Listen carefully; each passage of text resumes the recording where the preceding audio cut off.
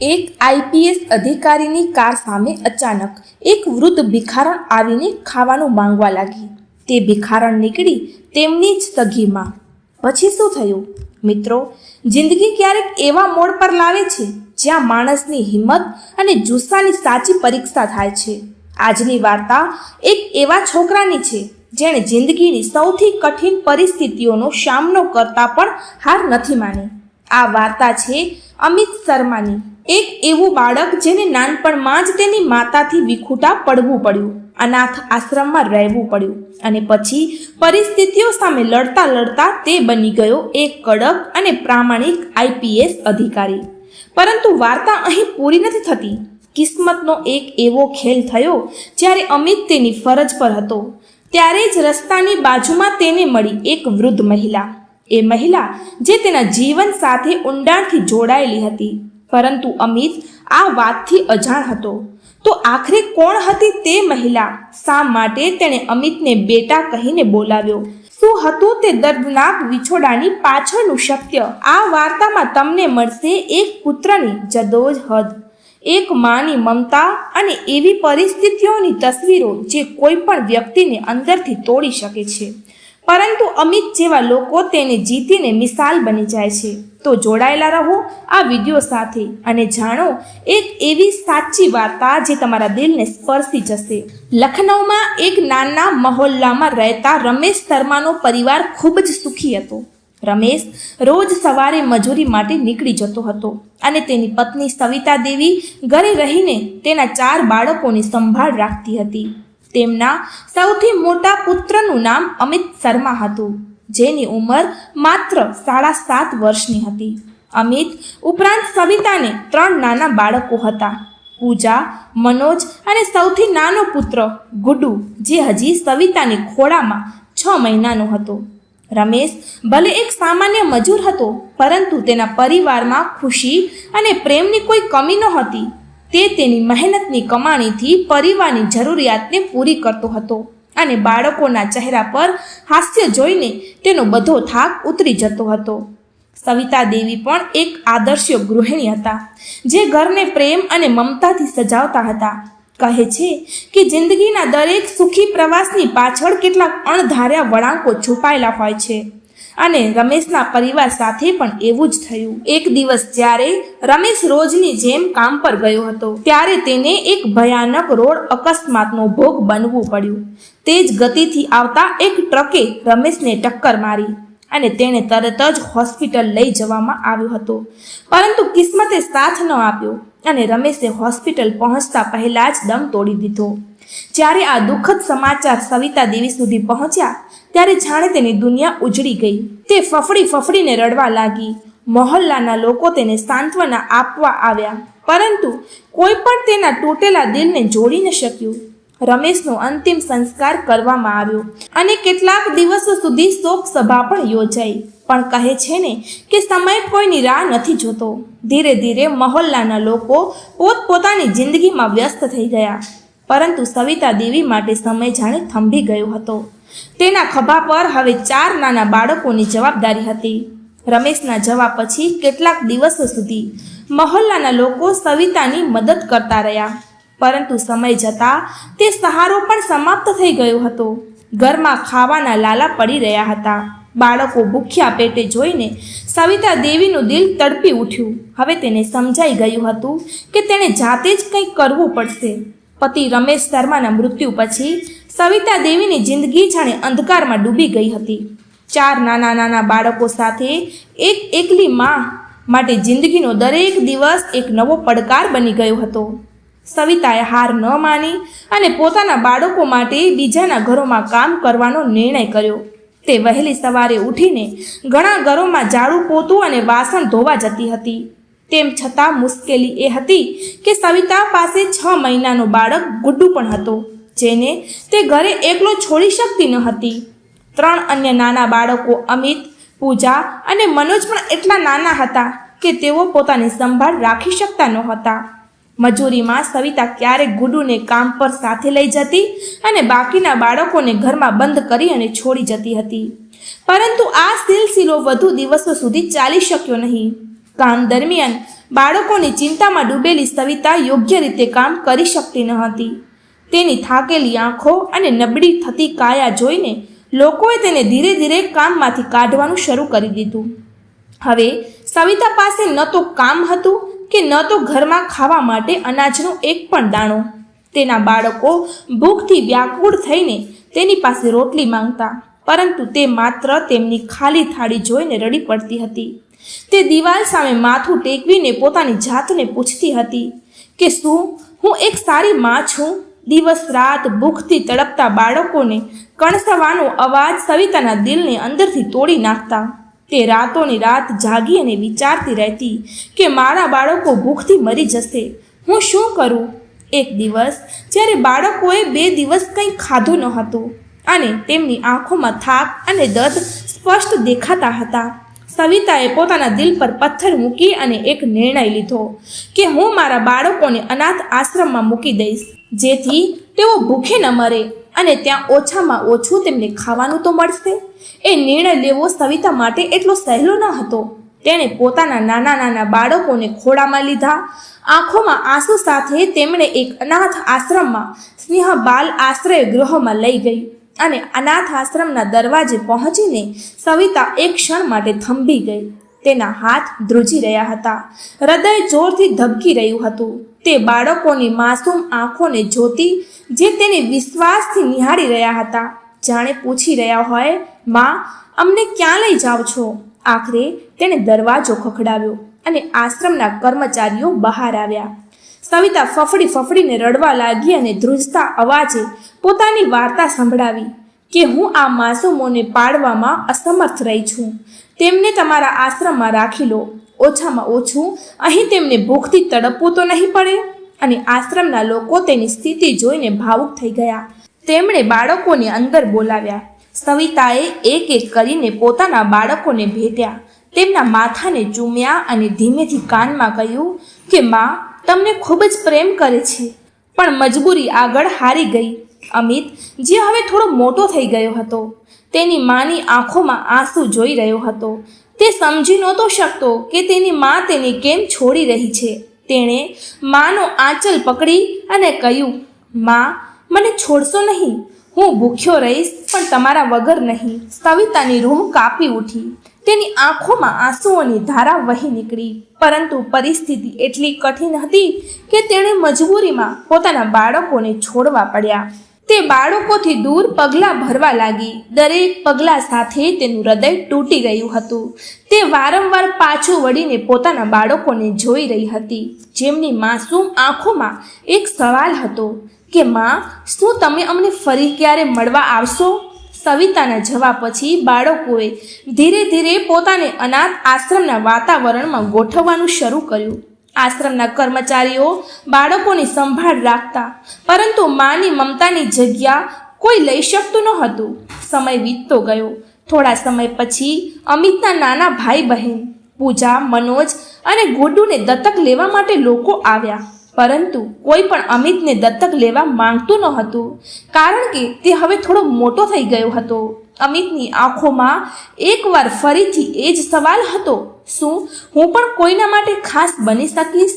પરંતુ અમિત હાર ન માની અને તેણે નક્કી કર્યું કે એક દિવસ તે તેની માને શોધી કાઢશે અને પોતાના જીવનને એટલું મોટું બનાવશે કે કોઈને એવું ન લાગે કે તે અનાથ છે. બીજી તરફ સવિતા દેવી પણ સંપૂર્ણપણે તૂટી ચૂકી હતી. બાળકોને છોડ્યા પછી તે આમ તેમ ભટકી રહી હતી, કામની શોધમાં રહી હતી, પરંતુ હૃદયની ખાલી પણ તેને શાંતિથી જીવા દેતી નહોતી. કિસ્મતના ક્રૂર ખેલે તેને એટલી તોડી નાખી હતી કે એક દિવસ રસ્તા પર ચાલતા ચાલતા તેનો અકસ્માત થયો. જ્યારે તેને ભાન આવ્યું ત્યારે તે હોસ્પિટલના બિછાના પર હતી. અકસ્માત પછી તેનું માનસિક સંતુલન બગડી ગયું હતું. તે પોતાના બાળકોના નામ તો યાદ કરતી, પરંતુ તેમને ક્યાં છોડ્યા હતા તે બધું ભૂલી ગઈ હતી. અનાથ આશ્રમ સ્નેહબાલ આશ્રય ગૃહમાં રહીને અમિત શર્માએ પોતાના શાળાનું શિક્ષણ પૂરું કરી લીધું હતું. તે એક હોશિયાર અને મહેનતુ છોકરો હતો, પરંતુ તેના હૃદયમાં હંમેશા એક ખાલીપણું રહેતું હતું. માતા પિતાના પ્રેમની ખોટ. અમિત અવારનવાર બારીમાંથી બહાર જોતો, એ લોકોને નિહાળતો જે બાળકોને દત્તક લેવા આવતા. તેઓ મોટી મોટી ચમકતી ગાડીઓમાં આવતા, મોંઘા કપડાં પહેરતા અને તેમના ચહેરા પર રોબ સ્પષ્ટ દેખાતો. અમિત વિચારતો કે કાશ મારી પણ આવી જ જિંદગી હોત, મોટી ગાડી હોત, સારા કપડાં હોત અને લોકો મને પણ માનથી જોતા. અમિતના મનમાં આઈપીએસ બનવાનું સ્વપ્ન પાંઘરવા લાગ્યું. તે જાણી ચૂક્યો હતો કે ગરીબી માત્ર પેટને જ નહીં પરંતુ આત્માને પણ ભૂખી રાખે છે. જ્યારે અમિત 18 વર્ષનો થયો ત્યારે નિયમ પ્રમાણે તેને અનાથ આશ્રમ છોડવું પડ્યું અને તે એક નાનો બેગ લઈને બહારની દુનિયામાં પગ મૂકે છે. કોઈ સહારા વિના, કોઈ ગેરંટી વિના, માત્ર પોતાના હોંસલાના સહારે. અમિત પાસે ન તો રહેવાની જગ્યા હતી કે ન તો કોઈ રોજગાર, પરંતુ તેનામાં એક આગ હતી કે કંઈ મોટું કરવાની, કંઈક બનવાની. તે આખા શહેરમાં કામની શોધમાં ભટકે છે. એક દિવસ ઘણા ભટક્યા પછી તેને એક અખબાર વિક્રેતા પાસે કામ મળી જાય છે. સવારે વહેલા ઉઠીને તે લોકોના ઘરે અખબાર પહોંચાડવા લાગ્યો. આ કામ નાનું જરૂર હતું, પરંતુ અમિત માટે તે આશાનું એક નવું કિરણ હતું. અમિતે વિચાર્યું હતું કે જો મારે આ દુનિયામાં આગળ વધવું હોય તો શિક્ષણ જ મારું સૌથી મોટું હથિયાર છે. અખબાર વહેંચવાની સાથે જ જે પૈસા મળતા હતા તેમાંથી થોડા તે પોતાની જરૂરિયાત માટે વાપરતો હતો અને બાકીના બચાવીને અભ્યાસ માટે જમા કરતો હતો. દિવસે અભ્યાસ, વહેલી સવારે અખબાર વહેંચવા માટે અને રાત્રે થાકથી નિઢાળ થઈને ફૂટપાથ પર સૂઈ જવું આ અમિતની રોજીદી જિંદગી બની ગઈ હતી. સમય જતાં અખબાર વહેંચવા ઉપરાંત અમિતે બીજા પણ ઘણા નાના મોટા કામ કર્યા. ક્યારેક તે જૂતા પોલિશ કરતો તો ક્યારેક કાર સાફ કરતો, ક્યારેક ટ્યુશન ભણાવીને થોડાક પૈસા કમાવી લેતો હતો. પરંતુ અમિતના ચહેરા પર ક્યારે પણ થાક દેખાતો ન હતો, કારણ કે તેના સપનાઓનો ઉજાસ દરેક મુશ્કેલીને પાછળ છોડી દેતો હતો. અમિત એક નાના કોલેજમાં પ્રવેશ લીધો અને સ્નાતકનો અભ્યાસ શરૂ કર્યો. કોલેજ પછી તે દોડાદોડી કરતો, કામ કરતો અને પછી મોડી રાત સુધી તે અભ્યાસમાં મચી પડતો. સ્નાતક પૂરું કર્યા પછી અમિતના મનમાં એક સવાલ વારંવાર ગુંજતો હતો કે હવે આગળ શું? એક દિવસ જ્યારે તે અખબાર વહેંચી રહ્યો હતો ત્યારે તેની નજર એક સમાચાર પર પડી કે યુપીએસસી પરીક્ષામાં એક ગરીબ ખેડૂતનો પુત્ર આઈપીએસ બન્યો. અમિતના હૃદયમાં જાણે વીજળી જેવો ઉત્સાહ દોડી ગયો. તેણે વિચાર્યું, જો તે કરી શકે છે તો હું કેમ નહીં? બસ તે જ દિવસથી તેણે નક્કી કર્યું હતું કે હવે તેનું એક સપનું છે, આઈપીએસ બનવું. અમિત પાસે પુસ્તકો ખરીદવા માટે પૈસા નહોતા. તે પબ્લિક લાઇબ્રેરીમાં જઈને કલાકો સુધી અભ્યાસ કરતો, જ્યાં બીજાઓ પાસે માર્ગદર્શન અને કોચિંગ હતું.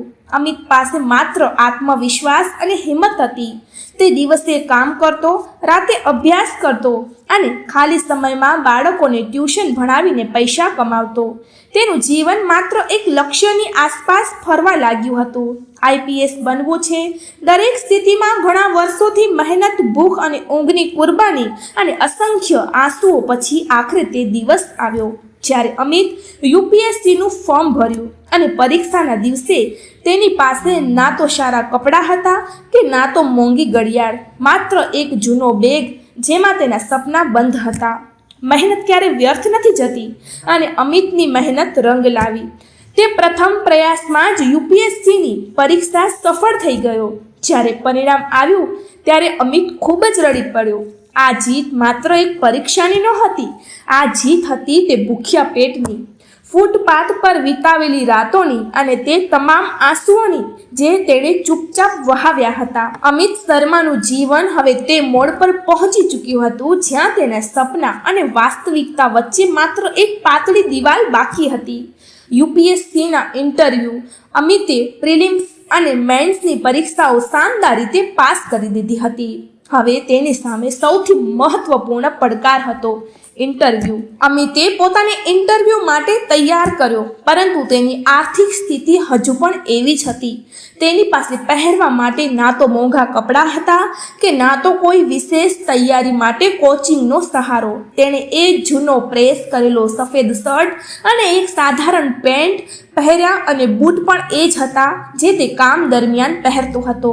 માત્ર થોડા પોલિશ કરી દીધો હતો અને અમિત માટે આ માત્ર એક ઇન્ટરવ્યૂ ન હતો. આ તેની મહેનત, સંઘર્ષ અને સપનાઓની ખરી કસોટી હતી. ઇન્ટરવ્યૂના દિવસે અમિત નર્વસ તો હતો, પરંતુ તેના ચહેરા પર એક અલગ જ આત્મવિશ્વાસ જડી રહ્યો હતો. જેવું જ તેનું નામ પોકારવામાં આવ્યું, તે ધીમે પગલે ઇન્ટરવ્યૂ હોલમાં દાખલ થયો. ત્યાં એક મોટા ટેબલની ચારે બાજુ સાક્ષાત્કારકર્તાઓ બેઠા હતા, જેમના ચહેરા પર ગંભીરતા સ્પષ્ટ દેખાતી હતી. તેમણે અમિતને બેસવા માટે કહ્યું. એક સાક્ષાત્કારકર્તાએ અમિતના સાધારણ પહેરવેશને ધ્યાનથી જોયું અને પૂછ્યું, તમારા કપડાં જોઈને લાગે છે કે તમે ઘણો સંઘર્ષ કર્યો છે. શું તમે તમારા વિશે કંઈ કહી શકો છો? અમિતે ઊંડો શ્વાસ લીધો અને ધીમા પરંતુ દ્રઢ અવાજે કહ્યું, સર, હું અનાથ આશ્રમમાં ઉછર્યો છું. મારી માતા મને ત્યાં મૂકી ગઈ હતી કારણ કે તે મારા પાલન પોષણ માટે સક્ષમ નહોતી. પરંતુ મેં ક્યારે હાર નથી માની. મેં અખબાર વાંચ્યા, બૂટ પોલિશ કર્યા, ગાડીઓને સાફ કરી અને બાળકોને ટ્યુશન ભણાવીને મારો અભ્યાસ પૂરો કર્યો છે. મારું સ્વપ્ન હતું કે આઈપીએસ બનવાનું, એટલે હું અહીં છું. અમિતની વાત સાંભળીને ઇન્ટરવ્યૂ લેનારાઓના ચહેરા પર આશ્ચર્ય અને સન્માનના ભાવ આવી ગયા હતા. તેમાંથી એક બોલ્યો, અમિત, તમારી વાર્તા ખૂબ જ પ્રેરણાદાયી છે. જ્યાં ઘણા લોકો દરેક સુવિધા હોવા છતાં પણ હાર માની લે છે, ત્યાં તમે સંઘર્ષને તમારી તાકાત બનાવી લીધી. ત્યારબાદ અમિત પાસેથી સામાન્ય પ્રશ્નોત્તરી કરવામાં આવી. રાજકારણ, સમાજનો કાયદો અને વહીવટી સંબંધિત પ્રશ્નો. અમિતે દરેક પ્રશ્નોના જવાબ આત્મવિશ્વાસ સાથે આપ્યો. ઇન્ટરવ્યૂ પૂરું થતાં જ અમિતને બહાર મોકલી દેવામાં આવ્યો. તે બહાર આવીને એક ઊંડો શ્વાસ લે છે, જાણે હૃદયનો ભાર હળવો કરી રહ્યો હોય.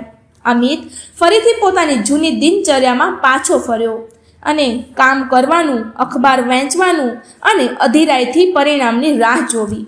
જે દિવસે પરિણામ આવવાનું હતું તે દિવસે અમિત તેના એક પરિચિત શેઠની જે કાર સાફ કરી રહ્યો હતો.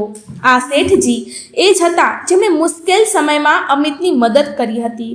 તેમણે ઘણીવાર અમિતને કોઈ પણ અપેક્ષા વગર પૈસા અને સહારો પણ આપ્યો હતો. અમિતે શેઠજીને કહ્યું, શેઠજી, આજે મારું પરિણામ આવવાનું છે. જો તમને સમય મળે તો જોઈ લેજો. શેઠજી અમિતની મહેનત અને સંઘર્ષને જાણતા હતા, એટલે તેઓ પણ આ ક્ષણની અધીરાઈથી રાહ જોઈ રહ્યા હતા. તેમણે અમિતના કહેવાથી તેમના ફોનમાં વારંવાર પરિણામ ચેક કરવાનું શરૂ કરી દીધું. શેઠજી બહારની સીડીઓ પર બેસી ગયા હતા. તેમનું હૃદય પણ અમિતની જેમ ધડકી રહ્યું હતું. દર થોડી મિનિટે તેઓ ફોનની સ્ક્રીનને જોઈ લેતા હતા અને આકાશ તરફ જોઈ અને પ્રાર્થના કરતા હતા કે હે ભગવાન, આ બાળકનું સપનું પૂરું કરી દે છે. અને અચાનક શેઠજીના ચહેરા પર એક ચમક આવી ગઈ. તેમની આંખો ખુશીઓથી ભરાઈ ગઈ અને ઝડપથી ઉઠ્યા અને દોડતા અમિત પાસે પહોંચ્યા, જે હજુ પણ કાર પોલિશ કરી રહ્યો હતો. શેઠજીનો અવાજ ગૂંજી ઉઠ્યો, અમિત, અમિત, તારું પરિણામ આવી ગયું છે. તું આઈપીએસ બની ગયો છે બેટા. અને અમિતના હાથમાંથી કપડું પડી ગયું. તે શેઠજી તરફ દોડ્યો અને ખૂબ રડવા લાગ્યો. અને આ આંસુ દુઃખના ન હતા, પરંતુ તે વર્ષોની મહેનત અને સંઘર્ષ અને સપનાઓની જીતના આંસુ હતા. અમિતે શેઠજીના પગ સ્પર્શ કર્યા, પરંતુ શેઠજીએ તેને તરત ઉઠાવ્યો અને તેને ભેટી પડ્યો કે બેટા, હવે તો અમારે તને સલામ કરવી જોઈએ. અમિતની વાર્તા હવે આખા મહોલ્લામાં ફેલાઈ ગઈ હતી. જેણે પણ સાંભળ્યું તે તેની પ્રશંસા કરતો અને કહેતો, જુઓ કેવી રીતે એક અનાથ બાળક આઈપીએસ બની ગયો. અમિતનું જીવન હવે સંપૂર્ણપણે બદલાઈ ગયું હતું. તેણે તાલીમ માટે મોકલવામાં આવ્યો. જ્યારે તેણે કઠોર મહેનત અને લગનથી પોતાની આઈપીએસની તાલીમ પૂરી કરી. તાલીમ પછી તેની પ્રથમ પોસ્ટિંગ શિવગંજ જિલ્લામાં થઈ હતી. અને એ જ અમિત જ્યારે ક્યારેક રસ્તાઓ પર અખબાર વેચતો હતો, હવે તે એક સજેલી સરકારી ગાડીમાં બેસતો હતો અને તેની આગળ પાછળ ગાર્ડ હોય છે અને લોકો તેને માનથી સલામ કરતા હતા.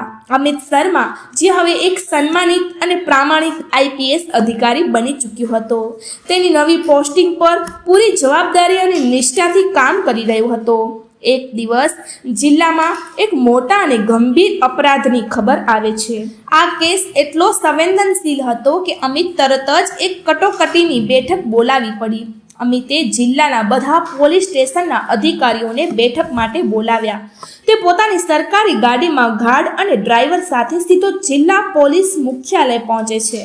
ત્યાં બધા અધિકારીઓ ગંભીર મુદ્રામાં અમિતના નિર્દેશોની રાહ જોઈ રહ્યા હતા. અમિત ગુનાથી જોડાયેલા આ બધા પાસાઓ પર વિસ્તૃત ચર્ચા કરી અને જરૂરી સૂચનાઓ આપી અને બધાને સજાગ અને સાવચેત રહેવાનો આદેશ આપ્યો. બેઠક પૂરી થયા પછી તે પોતાની ગાડીમાં બેસી અને ઘરે પાછો ફરવા લાગ્યો. રસ્તામાં જ્યારે તેની ગાડી સરસ્વતી માર્ગ પર પહોંચી ત્યારે અચાનક એક વૃદ્ધ મહિલા લથડતી અમિતની ગાડી સામે આવી ગઈ. ડ્રાઈવરે ઝડપથી બ્રેક મારી અને ગાડી રોકતા જ ગાર્ડ ઝડપથી બહાર નીકળ્યો.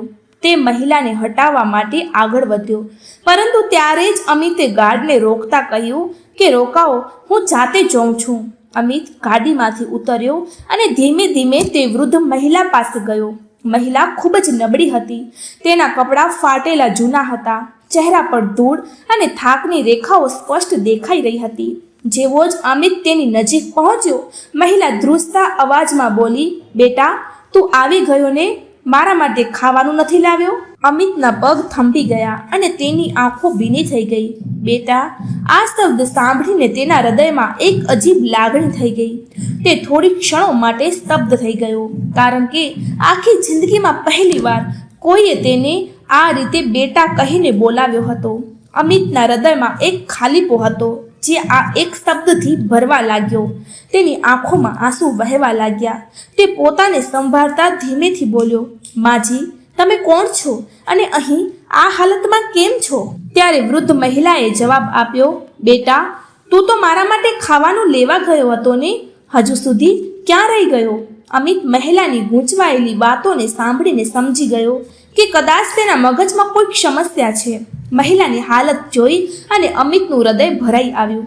અમિતે ગાર્ડને ઈશારો કર્યો અને વૃદ્ધ મહિલાનો હાથ પકડીને ખૂબ જ વિનમ્રતાથી બોલ્યો, માજી, ચાલો મારી સાથે, હું તમને ખાવાનું ખવડાવું. મહિલા થોડી અચકાઈ, પરંતુ અમિતના ચહેરા પરની મમતા જોઈને માની ગઈ કે અમિતે તેને ગાડીમાં બેસાડી અને ડ્રાઈવરને કહ્યું કે ગાડી એક સારી હોટલ પર લઈ ચાલો. હોટલ પર પહોંચી અને અમિતે મહિલા માટે ગરમા ગરમ ખાવાનું મંગાવ્યું. તેણે મહિલાને બેસાડી અને પોતાના હાથે ખાવાનું ખવડાવ્યું. મહિલાએ ભૂખથી ધ્રુસતા હાથે ખાવાનું ખાધું અને વચ્ચે વચ્ચે અમિતને જોતી રહી, જાણે તેને ઓળખવાનો પ્રયાસ કરી રહી હોય. ખાવાનું ખવડાવ્યા પછી અમિતે વિચાર્યું કે મહિલાની માનસિક અને શારીરિક સ્થિતિ ખૂબ જ ખરાબ છે. તેણે તરત જ નિર્ણય લીધો કે તે મહિલાને એક સારી સરકારી હોસ્પિટલમાં દાખલ કરાવશે અને અમિતે મહિલાને ગાડીમાં બેસાડી અને તેને શિવગંજ જિલ્લાના હોસ્પિટલમાં લઈ ગયો. ત્યાં ડોક્ટરોએ મહિલાનું સંપૂર્ણ ચેકઅપ કર્યું અને ડોક્ટરે રિપોર્ટ જોઈને કહ્યું, સર, તેમની માનસિક સ્થિતિ થોડીક અસ્થિર છે. કદાચ કોઈ અકસ્માત કે ઊંડા આઘાતને કારણે તેમની યાદશક્તિ પર અસર થઈ છે. સારવારથી ધીમે ધીમે સુધારો થઈ શકે છે. અમિતે તરત જ હોસ્પિટલમાં દાખલ કરવાનો નિર્દેશો આપ્યા અને ડોક્ટરને કહ્યું કે તેમની સંભાળમાં કોઈ પણ કમી ન રહેવી જોઈએ. જ્યારે પણ તેમની તબિયતમાં સુધારો થાય તો મને તરત જ ખબર આપજો. અમિતે હોસ્પિટલના સ્ટાફને સ્ત્રીની સારવારનો સંપૂર્ણ ખર્ચ ઉઠાવવાની જવાબદારી સોંપી. અમિત હોસ્પિટલથી પાછો આવ્યો, પરંતુ તેનું હૃદય બેચેન હતું. કોણ છે આ સ્ત્રી? શા માટે તેમની આંખોમાં મને જોઈને એક અજીબ અપનાપન દેખાયું? તે આખી રાત સૂઈ શક્યો નહીં. વારંવાર સ્ત્રીનો ધ્રુજતો અવાજ, બેટા, તું આવી ગયો, તેના કાનમાં ગૂંજતો રહ્યો. 6 મહિના વીતી ગયા. એક દિવસ અમિતના ફોન પર હોસ્પિટલથી કોલ આવ્યો. ડોક્ટરના અવાજમાં ઉત્સાહ હતો. સર, પેલી વૃદ્ધ સ્ત્રી હવે ઘણા અંશે સારી છે. તમે ચાહો તો આવીને તેને મળી શકો છો. અમિતનું દિલ તેજથી ધડકવા લાગ્યું. તે વિના વિલંબે પોતાની ગાડીમાં હોસ્પિટલ પહોંચ્યો. જ્યારે અમિત શર્મા IPS અધિકારી એક વૃદ્ધ સ્ત્રીને હોસ્પિટલમાંથી ડિસ્ચાર્જ કરાવી અને પોતાના ઘરે લાવ્યા ત્યારે તેના હૃદયમાં એક અજીબ શાંતિ હતી. ઘરના એક નાના રૂમમાં તેણે સ્ત્રી માટે એક આરામદાયક જગ્યા તૈયાર કરી હતી. તેણે ખૂબ જ પ્રેમથી કહ્યું, માજી, હવેથી તમે અહીં મારી સાથે રહેશો. તમારે કોઈ પણ વસ્તુની ચિંતા કરવાની જરૂર નથી. અમિતના આ શબ્દો સાંભળીને વૃદ્ધ સ્ત્રીની આંખોમાં આંસુ ભરાઈ આવ્યા. તે અમિતને એકીટસે જોતી રહી અને ધીરે ધીરે ધ્રુજતા અવાજમાં પૂછી બેઠી કે બેટા, તું કોણ છે અને તું શા માટે મને તારી સાથે રાખી રહ્યો છે? અમિતે હળવા સ્મિતે સાથે જવાબ આપ્યો, માજી, તમે મને રસ્તા પર મળ્યા હતા. તે દિવસે તમે મને બેટા કહીને બોલાવ્યો હતો. તે એક શબ્દે મારા હૃદયને સ્પર્શી લીધું હતું. તે જ ક્ષણે મેં વિચાર કરી લીધો હતો કે હવેથી તમે મારા મા બનીને મારી સાથે રહેશો. વળી આ દુનિયામાં મારું કોઈ નથી. હું તો અનાથ છું અને અનાથ આશ્રમમાં ઉછર્યો છું. જેવું જ અમિતે અનાથ આશ્રમનું નામ લીધું, વૃદ્ધ સ્ત્રી એકદમ હેબતાઈ ગઈ. તેની આંખોમાંથી આંસુઓની ધારા વહેવા લાગી. તે ફૂટી ફૂટીને રડી રહી હતી, જાણે તેના હૃદયનું દરેક દુઃખ બહાર આવી રહ્યું હોય. અમિત ગભરાઈ ગયો. તેણે તરત જ તેમનો હાથ પકડી અને સાંત્વના આપી. માજી, તમે શા માટે રડી રહ્યા છો? શું મેં કંઈ ખોટું કહી દીધું? સ્ત્રીએ આંસુ લૂછ્યા અને ઊંડો શ્વાસ લીધો.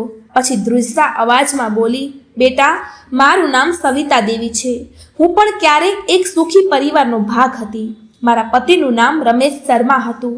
અમે લખનૌમાં રહેતા હતા. રમેશ મહેનત મજૂરી કરતા હતા અને હું ઘર સંભાળતી હતી. અમારા 4 બાળકો હતા, બધા નાના નાના માસૂમ તારા જેવા જ. સવિતાની આંખોમાં દૂર ભૂતકાળની તસવીરો ઉભરી આવી. તેણે ધ્રુજતા અવાજે આગળ કહ્યું, પરંતુ એક દિવસ અચાનક એક અકસ્માતમાં તારા પિતાજી રમેશનું મૃત્યુ થઈ ગયું અને અમિતે સાંભળ્યું. અને તે દિવસથી મારી દુનિયા ઉજળી ગઈ. મારી પાસે ન તો કામ હતું, ન તો પૈસા હતા કે ન કોઈ સહારો હતો. 4 નાના બાળકોને ઉછેરવું મારા માટે અશક્ય થઈ ગયું હતું. અમિત હવે ધ્યાનથી તેમની વાત સાંભળી રહ્યો હતો. તેના હૃદયમાં હલચલ મચી રહી હતી, જાણે કોઈ ભૂલી વિસરાઈને યાદો ફરી ઊભી થઈ રહી હતી. સવિતાની આંખોમાંથી સતત આંસુ વહી રહ્યા હતા. તે બોલી, મેં ખૂબ કોશિશ કરી, પરંતુ ભૂખથી વલખતા બાળકોને જોવું મુશ્કેલ થઈ ગયું હતું. મજબૂરીમાં મેં એવો નિર્ણય લીધો જે કદાચ કોઈ જ માતા લઈ શકે. મેં મારા બાળકોને એક અનાથ આશ્રમમાં મૂકી દીધા, જેથી તેઓ ભૂખ્યા ન મરે. અને અમિતની આંખો સામે જાણે તેના સમગ્ર જીવનની તસવીરો ફરી વળી. અનાથ આશ્રમમાં દિવસો, એકલતા, સંઘર્ષ અને હવે આ સ્ત્રીની કહાની. તે ધીરે ધીરે તેમની નજીક ઝૂક્યો અને ધ્રુજતા અવાજે પૂછ્યું, માજી, શું તમે કહી શકો છો કે તમારા મોટા દીકરાનું નામ શું હતું? સવિતાએ આંખો લૂછતા જવાબ આપ્યો, મારો મોટો દીકરો, તેનું નામ હતું અમિત. અમિત શર્મા. અમિતના હાથમાંથી પાણીનો ગ્લાસ પડી ગયો. તેની આંખોમાં આંસુ આવી ગયા. તે એક ક્ષણ માટે પણ શ્વાસ પણ ન લઈ શક્યો. પછી ધ્રુજતા તે આગળ વધ્યો અને સવિતાને ગળે લગાવી અને પછી જોર જોરથી રડવા લાગ્યો. માં, હું જ છું, તારો અમિત. સવિતા કેટલાક ક્ષણો માટે સ્તબ્ધ રહી ગઈ. તેણે વિશ્વાસ જ નહોતો થયો કે આજ તેનો તેજસ્વી IPS અધિકારી તેનો પોતાનો દીકરો છે. તે અમિતના ચહેરા પર પોતાના ધ્રુજતા હાથોથી પંપાડવા લાગી, જાણે વર્ષો પછી કોઈ સપનું હકીકત બની ગયું હોય. પછી તે જોરથી રડી પડી. બેટા અમિત, મારો અમિત, મેં તને છોડી દીધો હતો. માફ કરી દે બેટા, મને માફ કરી દે. અમિત પણ રડી રહ્યો હતો. તેણે પોતાની માને વધુ મજબૂતાઈથી ગળે લગાડી. માં, આમાં માફીની કોઈ વાત નથી. તું મજબૂર હતી અને આજે કિસ્મતે આપણને ફરીથી મળાવ્યા છે. ઘણી વાર સુધી રડ્યા પછી જ્યારે બંને થોડા શાંત થયા ત્યારે અમિતે પોતાની માને ધીરેથી પૂછ્યું, માં, પરંતુ તું અમને છોડ્યા પછી ક્યારે પાછી કેમ ન આવી? શું ક્યારે અમને યાદ નહોતા કર્યા? સવિતાએ ઊંડો શ્વાસ લેતા કહ્યું, બેટા, જ્યારે મેં તમને અનાથ આશ્રમમાં મૂક્યા અને ઘરે પાછી ફરી રહી હતી ત્યારે એક ભયાનક માર્ગ અકસ્માત થયો અને મને માથા પર ઊંડો ઘા વાગ્યો. અને જ્યારે હોશ આવ્યો ત્યારે હું હોસ્પિટલમાં હતી, પરંતુ મારી યાદદાસ્ત ચાલી ગઈ હતી. હું કશું યાદ નહોતી રાખી શકતી, ન તો તારો ચહેરો, ન તારું નામ કે ન તે દિવસ જ્યારે મેં તને ગુમાવ્યો હતો. અમિત હવે બધું સમજી ચૂક્યો હતો કે તેની માએ આ જાણી જોઈને તેને છોડ્યો ન હતો, તે મજબૂરી અને અકસ્માતનો ભોગ બની હતી. અમિતે માને ગળે લગાડીને કહ્યું, હવે બધું ઠીક છે માં, હું તને ક્યાંય જવા નહીં દઉં, આપણે એક સાથે રહીશું. સવિતાની આંખોમાં હવે આંસુ નહીં પરંતુ શાંતિ હતી. તે એક ફરીવાર તે માતા બની ચૂકી હતી. થોડા દિવસો પછી સવિતાએ અમિતને કહ્યું, બેટા, તારા ભાઈ બહેન પણ હશે ને? શું તું તેને શોધી શકીશ?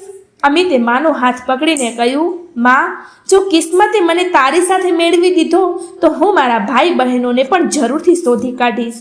અમિતે પોતાના આઈપીએસ અધિકારીનો ઉપયોગ કરતા જૂના અનાથ આશ્રમના રેકોર્ડ્સને તપાસ્યા અને પોતાના ભાઈ બહેનની શોધ શરૂ કરી દીધી. અને અંતે તેણે એક પરિવારના સરનામા મળી ગયા અને જેમણે તેના ભાઈ બહેનોને દત્તક લીધા હતા. અમિત સમય ગુમાવ્યા વગર એ સરનામા પર પહોંચ્યો. તેણે જોયું કે તેના 3 ભાઈ બહેન હવે અલગ અલગ પરિવારમાં ઉછરી રહ્યા હતા, પરંતુ તેમનું જીવન ઘણું સુખી હતું. પૂજા એક સારી શાળામાં ભણી રહી હતી, જ્યાં તેને ભરપૂર પ્રેમ અને સમર્થન મળી રહ્યું હતું. મનોજ એક સફળ ઇજનેર બની ચૂક્યો હતો અને તેના નવા માતા પિતા સાથે સુખી જીવન વિતાવી રહ્યો હતો. જ્યારે ગુડ્ડુ, જે એક નાનું બાળક હતું, હવે કોલેજનો હોશિયાર વિદ્યાર્થી બની ગયો હતો. તેના નવા પરિવારમાં ખૂબ જ ખુશ હતો. અમિતે દૂરથી તેમને જોયા. તેમના ચહેરા પર સ્મિત જોઈને તેના હૃદયને એક શાંતિ મળી. ઘરે આવીને અમિતે તેની માતા સવિતાને કહ્યું કે માં, મેં મારા ભાઈ બહેનોને શોધી લીધા છે. તેઓ બધા તેમના નવા જીવનમાં ખૂબ જ ખુશ છે. તેમના નવા માતા પિતા તેમને સારી રીતે ઉછેરી રહ્યા છે. તેઓ હવે કોઈ પણ કમી વિના જીવન જીવી રહ્યા છે. સવિતાની આંખો ભરાઈ આવી, પરંતુ અમિતે આગળ કહ્યું, માં, હું નથી ઈચ્છતો કે આપણે તેમના જીવનમાં દખલ આપીએ. તેઓ ખુશ છે અને તેમની દુનિયા હવે અલગ છે. આપણને હવે તેમને તેમની ખુશી સાથે છોડી દેવા જોઈએ. આપણે બંને એકબીજાની સાથે ખુશ રહી શકીએ છીએ. સવિતાએ દીકરાની વાત સમજી અને ભારે હૃદયને સંમતિ આપી હતી. બેટા, જો તું આવું ઈચ્છે છે તો હું પણ ખુશ છું. સમય વીતતો ગયો. અમિત અને સવિતા હવે એકબીજા સાથે શાંતિપૂર્ણ જીવન વિતાવી રહ્યા હતા. પરંતુ એક દિવસ સવિતાએ અમિતને કહ્યું કે બેટા, હવે તું યુવાન થઈ ગયો છે, તારે લગ્ન કરી લેવા જોઈએ. જ્યારે ઘરમાં વહુ આવશે ત્યારે મારું મન પણ હવે લાગેલું રહેશે. અમિતને તેની માની વાત સાચી લાગી. તેણે માની ઈચ્છાઓનું સન્માન કરતા લગ્ન કરવા માટે હા પાડી દીધી હતી. અને થોડા જ દિવસોમાં અમિતને એક સરળ, સંસ્કારી અને સમજદાર છોકરી પણ મળી ગઈ હતી, જેનું નામ નેહા હતું. અમિતે નેહા સાથે મુલાકાત કરીને તેને તેની મા સાથે મળાવી. સવિતા દેવીએ નેહાને જોઈ અને અમિતને કહ્યું, બેટા, આ છોકરી ખૂબ સારી છે. મને પૂરી આશા છે કે આપણા પરિવારમાં ખુશીઓ લાવશે. અમિત અને નેહાના લગ્ન ધામધૂમથી થયા. લગ્ન પછી તેમનું ઘર પ્રેમ અને ખુશીઓથી ભરાઈ ગયું. જ્યારે અમિત ડ્યુટી પર હોય ત્યારે નેહા અને સવિતા દેવી ઘરે એકબીજાની સાથે રહેતા અને ધીરે ધીરે સવિતા દેવી અને નેહા વચ્ચે મા દીકરી જેવો ઊંડો સંબંધ બની ગયો હતો. નેહા સવિતાની એવી કાળજી રાખતી હતી કે જાણે તે તેની સગી મા હોય. અમિત જ્યારે પણ ઘરે આવતો ત્યારે તેને જોઈને બંનેના ચહેરાઓ ખીલી ઉઠતા. તેમનો નાનો પરિવાર હવે પૂરેપૂરો ખુશીઓથી ભરાયેલો હતો. અમિતની વાર્તા માત્ર એક વ્યક્તિની સફળતાની વાર્તા નથી, પરંતુ આ સંઘર્ષ, મહેનત અને દ્રઢ નિશ્ચયનું એક ઉદાહરણ છે. તેણે ક્યારે હાર ન માની, પછી ભલે પરિસ્થિતિઓ કેટલી પણ કઠિન કેમ ન હોય. અનાથ આશ્રમમાં ઉછરેલો, બૂટ પોલિશ કર્યા, ગાડીઓને સાફ કરી, ટ્યુશન ભણાવ્યા, પરંતુ આ સંઘર્ષ, મહેનત, દ્રઢ નિશ્ચયનું એક ઉદાહરણ છે. તેને ક્યારે પણ હાર ન માની, પછી ભલે પરિસ્થિતિઓ કેટલી પણ કઠિન કેમ ન હોય. અનાથ આશ્રમમાં ઉછરેલો, બૂટ પોલિશ કર્યા, ગાડીઓ સાફ કરી, ટ્યુશન ભણાવ્યા, પરંતુ ક્યારે પોતાના સપનાઓને તૂટવા ન દીધા. અને સૌથી મોટી વાત તો એ કે તેણે પોતાના હૃદયમાં હંમેશા માનવતા માટે જગ્યા રાખી. આ વાર્તા આપણને શીખવે છે કે જીવનમાં ભલે કેટલી પણ મુશ્કેલીઓ આવે, જો હિંમત મજબૂત હોય તો દરેક લક્ષ્યને પ્રાપ્ત કરી શકાય છે. ઘણા લોકો ફરિયાદ કરે છે કે તેમની પાસે સાધનો નથી, તક નથી અથવા પરિસ્થિતિઓ તેમની વિરુદ્ધ છે, પરંતુ અમિતની વાર્તા દર્શાવે છે કે સાચી સફળતા બાહ્ય વસ્તુઓથી નહીં, પરંતુ તમારી અંદરની હિંમત અને મહેનતથી જ મળે છે. તો મિત્રો, તમને અમિત શર્માની આ પ્રેરણાદાયક વાર્તા કેવી લાગી? શું તમને આ વાર્તામાંથી કંઈક શીખ્યા? તમારા હૃદયને આ વાર્તાનો કયો ભાગે સૌથી વધારે સ્પર્શ કર્યું? મિત્રો, તમને જો આ વિડીયો સારું લાગ્યું હોય તો તમારા વિચારો તમે કમેન્ટ બોક્સમાં લખી શકો છો. અન્ય તમારા મિત્રો સાથે પણ તેને શેર કરી શકો છો. આ વિડીયો દ્વારા સમાજમાં ઘટી રહેલી ઘટનાઓને અમે લોકો સુધી પહોંચાડવાનું અને લોકોને માત્ર જાગૃત કરવાનું કાર્ય કરી રહ્યા છીએ. અને આ વિડીયો દ્વારા અમે કોઈની ભાવનાઓને ઠેસ પહોંચાડવાનો અમારો કોઈ ઉદ્દેશ્ય નથી. મિત્રો, તમને આ વિડીયો ગમ્યો હોય તો વિડીયોને લાઈક કરી અને વધુમાં વધુ શેર કરો અને ચેનલને સબસ્ક્રાઈબ કરી દેજો અને નોટિફિકેશન બેલ જરૂરથી દબાવી દેજો. અને વિડીયોને અંત સુધી જોવા બદલ તમારો ખૂબ ખૂબ આભાર.